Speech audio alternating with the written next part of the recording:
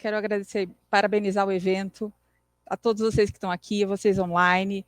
Muito obrigada. O tempo é curto, então eu quero agradecer a todos, parabenizar a todos. Vamos começar. Esse tema é muito importante, eu acho que a gente está num momento essencial, um momento de calmaria, porque a gente debateu nos últimos meses muito a reforma tributária do imposto de renda. E, finalmente, graças a Deus, a gente já tem o sinal verde aí do Senado de que não vai ser votado esse ano. Então, eu quero trazer aqui, todo mundo já ouviu muito webinar, muita palestra sobre esse assunto. A ideia aqui é realmente um recomeço. É a gente fazer as análises e pensar numa reforma tributária melhor. Não é a minha intenção não é trazer soluções, mas trazer reflexões, para a gente poder realmente participar. É um momento para todo mundo participar. O slide inicial é exatamente sobre a importância do sistema tributário num país. Ele é importante não só para uma gestão da empresa, mas como para a economia do país. Então, um sistema tributário bem feito, um sistema tributário claro, transparente, para o contribuinte, pessoa física, pessoa jurídica, para a própria administração, com menos riscos, com menos litígios, menor índice de contencioso tributário, maior renda para os consumidores. Isso sim é um sistema tributário que sim alavanca uma sociedade economicamente. Por isso a sua importância. No próximo slide, como o próprio tema coloca, é uma timeline do que quando a gente fala de reforma tributária. Hoje ela é mais importante do que nunca, para a gente fazer uma análise conjunta, não uma análise separada. Reforma tributária é um tema que a vida inteira, acho que todo mundo aqui, desde que começou na área tributária, se discute. E o que a gente pode ver? Há alguns bons anos atrás, teve uma discussão na Câmara, que foi na PEC 293 de 2004, com o deputado Hawley, e a base da PEC 110, que hoje está no Senado, é basicamente é a PEC que estava na Câmara do Hawley, que inclui que é o IBS, que inclui os novos impostos sobre bens e consumos e serviços. A PEC, ela não veio única, a PEC 110, ela está no Senado, a gente tem a PEC 45, que também foi levada à Câmara em 2019, e em 2020 veio um projeto de lei, não chega a ser uma emenda com um projeto de emenda, mas um projeto de lei da unificação das contribuições PIS e COFINS, que é o CBS, a fim de ter um dual VAT no país. Então, esse aqui é a nossa inicial timeline. O que a gente pode começar a falar nesse momento dela? Ela já salvo a CBS, os outros projetos eles já estão sendo debatidos, não só no governo, no legislativo, como na sociedade, já há alguns anos. Então, ela está muito mais amadurecida. Eu confesso por mim mesma que há muito mais do que anos atrás. 2 anos atrás, se discutia muito qual seguir, qual delas optar, até antes mesmo de entrar a CBS. E não tinha uma clareza que hoje eu percebo de todas as pessoas envolvidas e interessadas no assunto. A PEC 110, hoje, ela é a que mais está consolidada e mais direcionada. Então, isso é uma coisa importante. É como se eu acho que toda essa timeline, desde 2004, mesmo a PEC 45, com uma discussão sobre 5 impostos, mesmo o projeto de lei de unificação de PIS e COFINS do governo federal no ano passado, eles são importantes para a gente trazer a discussão, para a gente avaliar qual que é o que é melhor para a gente. E já adianto, o mercado, de uma maneira, o que a gente vê, essa consolidação em torno da PEC 110. Mas ela ainda está em trâmite, ponto número 1. Vamos fazer agora o paralelo, trazendo para 2021. Tributação sobre renda. Praticamente, a Receita Federal, ela desenhou um projeto de lei com alguns pontos, principalmente dividendos, que foram muito melhor desenhados já há alguns anos, não é novidade, e ela sem conversar com contribuintes, setores da economia, o próprio legislativo, ela foi entregue e votada na Câmara na velocidade da luz. Então, muito rápido. E aí, o que acontece? A gente acaba de sair de uma discussão, né, a gente está ainda evoluindo numa discussão de tributação sobre consumo, com vários aspectos, há anos, aí me aparece uma do nada e querendo já salvar o mundo, feita por uma parte interessada no assunto. Não deu certo, graças a Deus. Quando eu coloco aqui o PL substitutivo, ele é muito diferente do projeto inicial. Por isso, ele é quase um projeto de lei novo, porque ele alterou bastante. E, de novo, ele vai ser alterado. Então, é algo que a gente está começando a usá-los para discussões. Eles são importantes para iniciar as discussões. A gente precisa de iniciar por algum lugar. Tributação do consumo já está encaminhada. Tributação sobre a renda, ela é muito importante para a gente. Agora é a hora da gente conversar. Estamos entrando na discussão.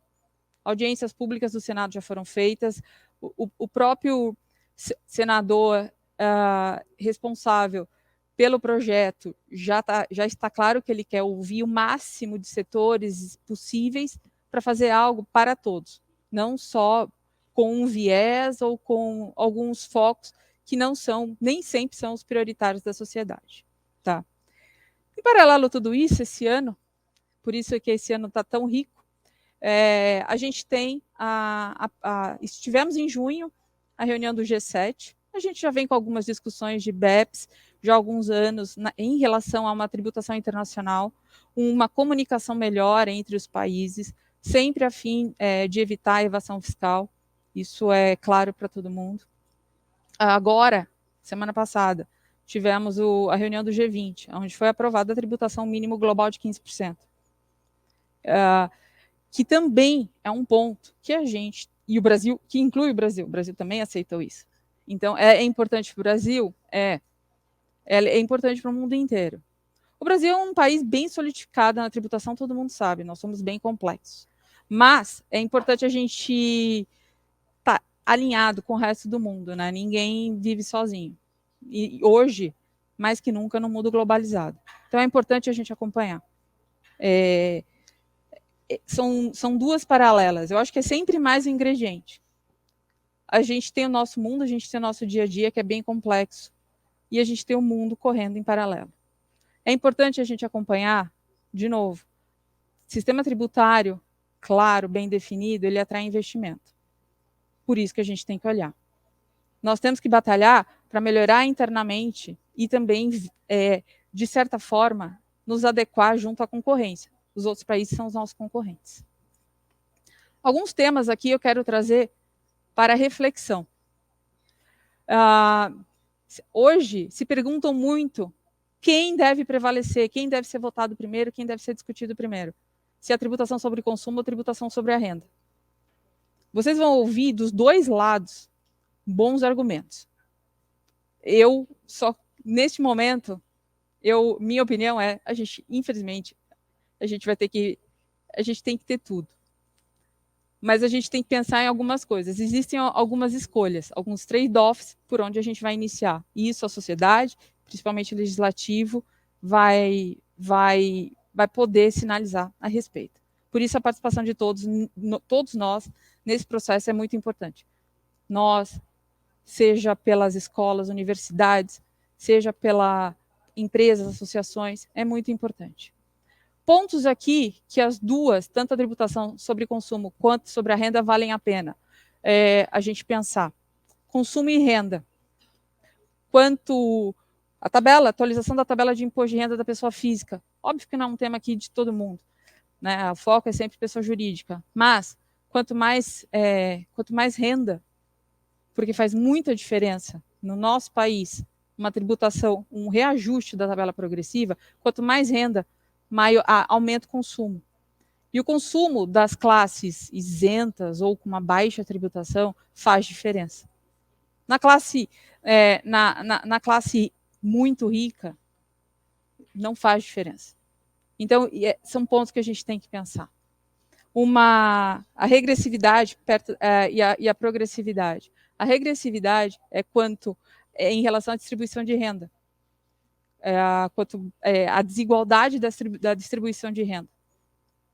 E quanto mais a gente tributa sobre consumo, mais desigual nós temos a nossa sociedade, a nossa população. Então, esses temas são muito importantes.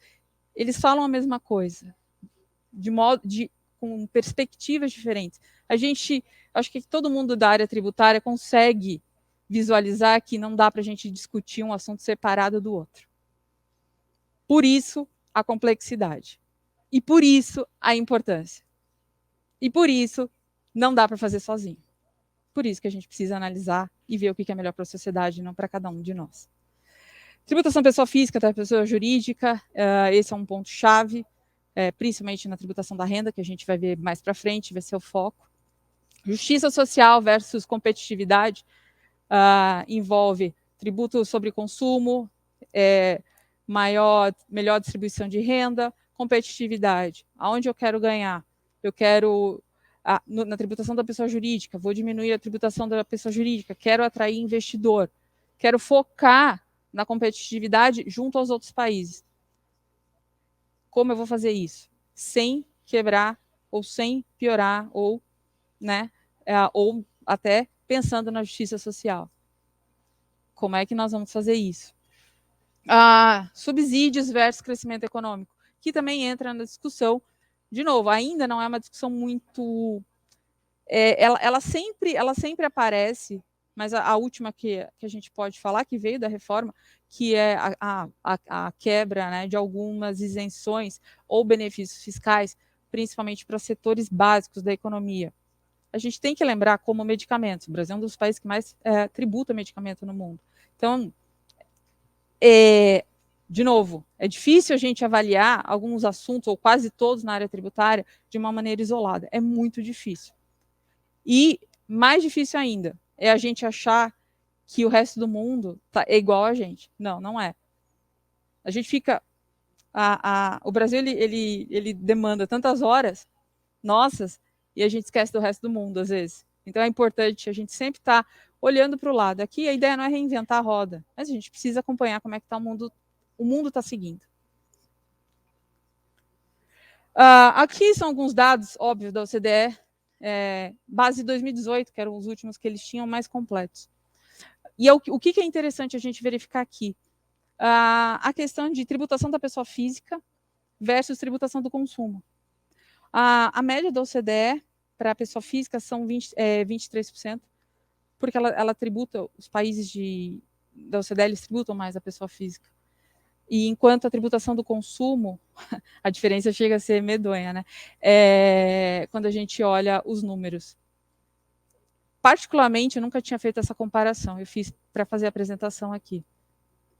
A partir daqui, eu confesso que esses números, esses estudos, eles estão em todos os lugares.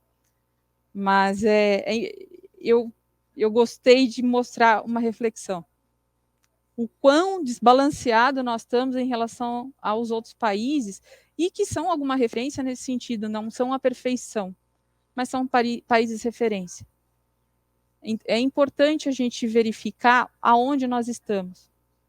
E é importante a gente analisar, de novo, a gente não vai mudar de um dia para a noite, e o mundo também não é perfeito, eles também vão se ajustar. Mas é importante aqui alguma análise de, quando a gente compara o OCDE, país da América Latina, compara com a África, que são países menos desenvolvidos. Quando a gente observa, principalmente a América Latina, que nós estamos muito mais perto de África, então a gente precisa repensar. A tributação sobre o consumo, ela está extremamente alta no nosso país. A tributação sobre a pessoa física está extremamente baixa no nosso país. E isso gera desequilíbrio econômico, distorção social. É muito importante a gente ver isso. Aqui eu trouxe um comparativo também de OCDE versus Brasil, para a gente verificar, enquanto 33% no consumo, O Brasil está 44, não chega a ser 51, mas é 44, que também não é nenhuma maravilha. E na pessoa física também. Aqui não é só pessoa física, aqui é pessoa física e jurídica, tá?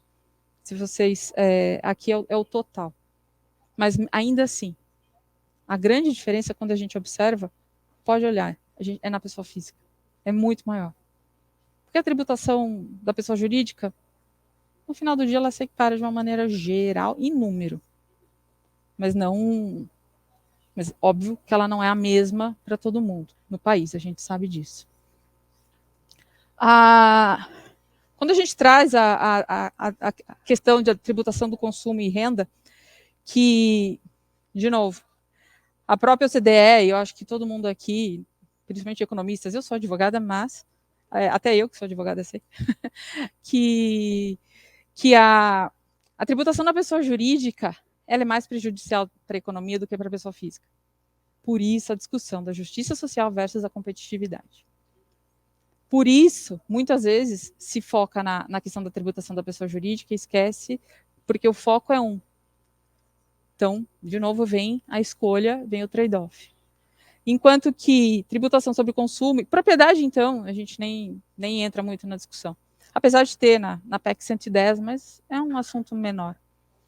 Porque realmente elas não trazem impacto na economia. Mas, de novo, tributação sobre consumo, ela gera justiça social, mas quando a gente tem projetos de lei que também trazem simplificação e podem trazer benefícios para o custo Brasil, então ele também gera uma vantagem econômica. Então a gente tem que analisar, ok, a OCDE entende assim, então a gente vai ignorar a tributação sobre consumo? Não, porque a gente está no Brasil. E no Brasil as coisas não são simples, elas são muito complexas. Então, todas as tributações elas têm impacto entre si. E aí, por isso é importante a gente avaliar com cuidado. De novo, eu trouxe um quadro aqui que a gente pode verificar que a carga tributária brasileira em relação ao PIB, ela é até muito parecida, ela é muito parecida com a da OCDE.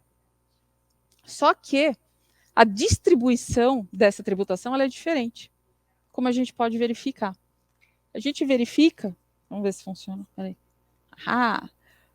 Aqui ela é muito parecida, mas quando a gente verifica, sobre o consumo ela é maior, aqui sobre a renda, e aqui sobre a renda ela é muito menor. Em relação a INSS e Property Tax, você vê que ela é muito parecida, mas também ela é muito pequena. Então, o que é importante a gente verificar? De novo, renda versus consumo. No total a gente está igual, mas na renda versus consumo a gente está diferente. Principalmente aqui, outros números, quando a gente fala a relação consumo e renda, e dentro da renda, a tributação da pessoa física, como a gente viu. E o que nós temos aqui, fontes também da OCDE, tudo é fonte da OCDE, os quadros, nós temos a média de tributação da pessoa física, a máxima média aqui, 42%. Enquanto que temos uma média de VAT, que seria o sobreconsumo, de 21%, 22%. Então, a gente tributa pouco a pessoa física e tributa muito o consumo. Então, e aí a desigualdade. Então, vamos ver se deu certo. Esse quadro aqui é um pouco mais conhecido, esse primeiro, que todo mundo sabe. Em várias palestras a gente coloca, quase que obrigatório. A tributação do imposto de renda, aí já entrando na pessoa física, na pessoa jurídica, perdão, e mundial, OCDE versus, aí a gente pode falar versus Brasil, 34% contra 23%, e em 2020. E o que a gente vê em paralelo aqui também? Tributação global de 15%, mínima aprovada pelo G20 semana passada. Tributação alíquota, sendo que estudos internacionais tributários, principalmente europeus, o que eles querem? Eles gostariam de ter uma alíquota de 25%. Ou seja, 15% ainda não é o número ideal para eles. Mas quando a gente fala para eles estudos ou uma tributação alíquota mínima de 15%, a gente tem dividendos. O que a gente não pode é ter uma tributação de 34% e mais dividendos. Então, aí começa a entrar na discussão de renda pessoa física, renda de pessoa jurídica. Aqui, só para vocês terem uma ideia, são alguns aspectos das últimas reformas de tributação sobre a renda no mundo. Não são todas, claro, mas aonde a gente tem o tax compliance, que é o que? A preocupação na redução do custo país, que é a redução da simplificação das obrigações acessórias, que também é importante e que em nenhum momento na reforma de imposto de renda foi falada, nenhum momento. E enquanto que das dividendos sempre no aumento, o que é importante, apesar de muita gente ser contra, mas de novo a gente tem que repensar. E a alíquota do imposto de renda.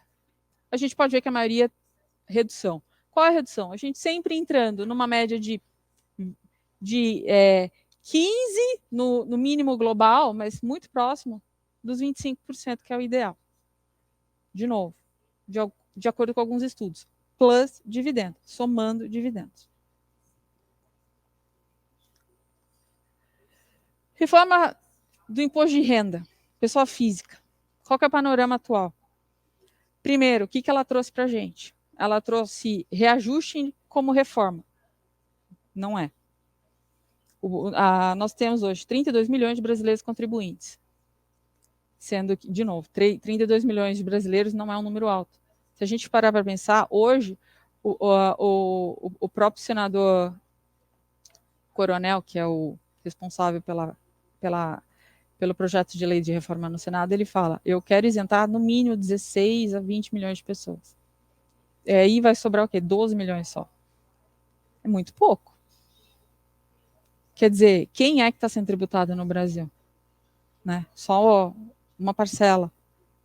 E é uma parcela mediana, é a parcela que trabalha.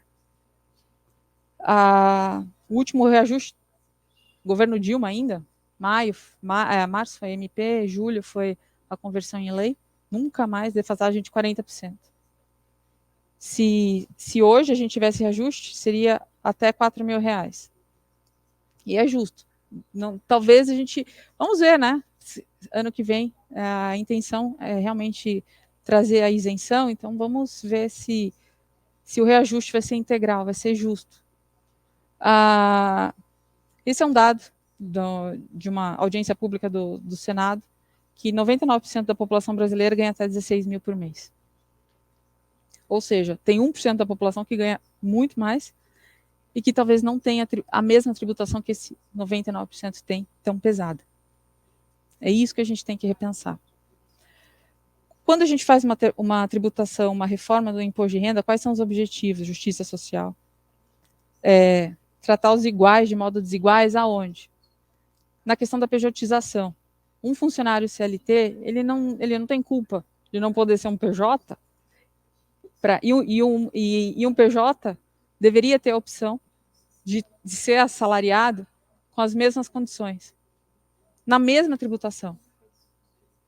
O importante aqui, quando a gente coloca tratar os iguais de maneira igual, é você tratar a renda em valor. Não é porque você teve uma renda do teu trabalho assalariado ou da renda de uma pejotização ou de um dividendo de um simples a zero, não tem diferença. Existem outras maneiras de você incentivar o empreendedorismo. O que nós precisamos aqui é exatamente essa igualdade na tributação da renda, que hoje a gente não tem. Aquela tabela progressiva, ela é uma tabela progressiva específica para um nicho de pessoas. Ela não é uma tabela progressiva para as pessoas físicas, não, é para determinadas pessoas físicas. Outro ponto, a redução, e isso sempre gerando o quê? A redução da diferença dos mais pobres para os mais ricos. A gente sempre tem que buscar isso.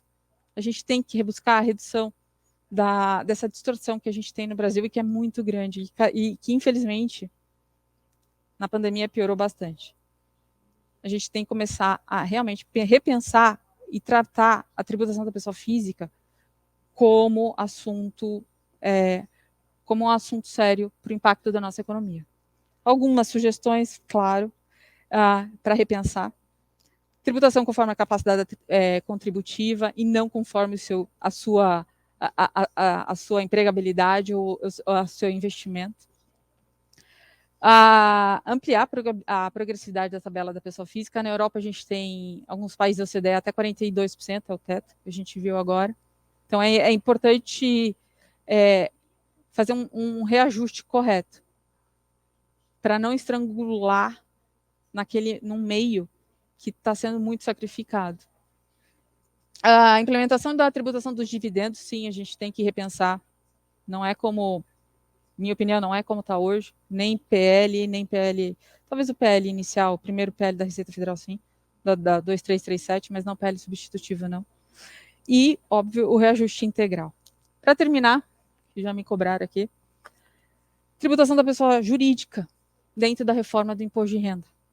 Panorama atual, composição do nosso imposto, a gente sempre é 25 mais 9, 34, IRCS.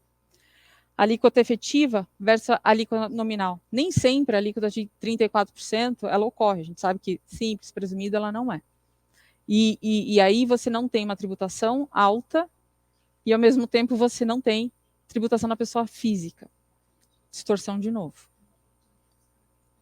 Alta complexidade na gestão.